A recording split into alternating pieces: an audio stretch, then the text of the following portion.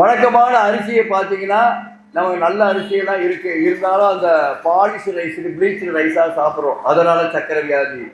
அப்போ சர்க்கரை வியாதிக்கு எது காரணம்? உடம்புல கெட்ட கொழுப்பு சேர்ந்ததுக்கு எது காரணம்? ஸ்கின் ப்ராப்ளம் வந்ததுக்கு எது காரணம் அப்படின்னு கூட்டி கழிச்சு பார்த்தீங்கன்னா, ரிசர்ச் பண்ணி பார்த்தீங்கன்னா ஆஸ்பத்திரிகளை போனாலே தெரிஞ்சு போச்சு, நெகட்டிவ் ஃபுட்டு நிறைய சாப்பிட்டுட்டாரு.